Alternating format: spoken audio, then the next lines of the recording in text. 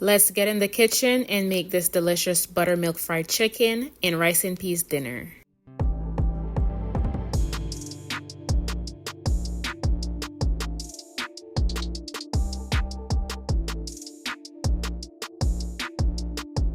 Hey guys, welcome back to my channel. Today we are in the kitchen making some buttermilk fried chicken, rice and peas, and some gravy. The first thing that I do is rinse the peas, throw that water out, and then fill the pot with some water to start the cooking process. The full measurements for the water is going to be down in the description box below, as well as the amount of peas that I'm using. Next, I add in pimento seeds and some minced garlic. I didn't have any garlic cloves, so this is why I'm using minced garlic. It works just as good. Over medium heat, allow the peas to cook for about an hour or so, or until they're tender and look like this. Using my favorite coconut milk from Grace, I'm just adding that to the pot, pouring in the whole can. Give it all a nice stir just to get that in there with the peas, and then I'm gonna go ahead and add in my scotch bonnet pepper, scallion, and thyme. For my dry seasonings, I'm using all-purpose seasoning and garlic salt. Then I add in 1 tablespoon of butter. Then once again, give it a nice stir just to combine all those flavors together. Next, I prepare the rice by just washing it a couple times just to get rid of some of that starch out of the rice before adding it to the pot. I just wash it usually about 4 to 5 times or until the water rinses clear and I don't really see much starch. Add the rice to the pot and then give it all a nice stir just to combine all the peas within the rice. It's called rice and peas for a reason. We don't want to see just peas on top or the peas not evenly dispersed throughout the rice. So that's why we're just giving it a nice stir to combine everything. Make sure that you're looking out for that pepper because you do not want it to burst and you do not want it to get lost. So make sure that you keep an eye out for the pepper. Cover the pot and allow it to steam for about 20 to 25 minutes over medium to low heat. Once the water is absorbed, it should look something like this. Then I'm just taking the fork and just lightly fluffing the rice just to see how much of the liquid has been absorbed and how much the rice has been cooking. After fluffing the rice, I just cover the pot and allow it to steam for an additional 15 minutes on low heat. Once that's done, I just remove all the thyme stems. I also remove the scallion and the pimento seeds just to make it easier for when I'm serving. You can also remove the scotch bonnet pepper if you'd like, but usually I just keep it in there. The rice is all done, and now we're about to move on to the chicken.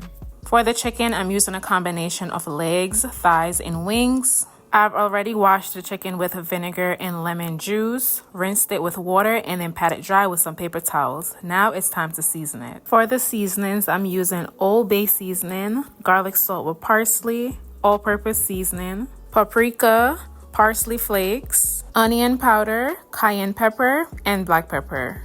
I just went ahead and combined all the seasonings, and now I'm just adding it to the chicken. Once I've added in the seasonings, I'm just rubbing it into the chicken, getting those flavors into the chicken as thoroughly as possible. Once the chicken is all seasoned, this is how it looks.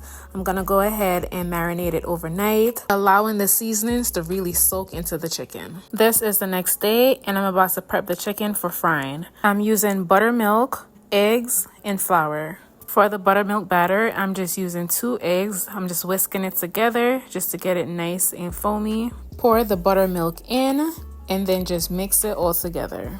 I'm doing dry, then wet, then dry. So I'm adding the chicken first to the flour, then I'm gonna add it to the buttermilk and then back into the flour.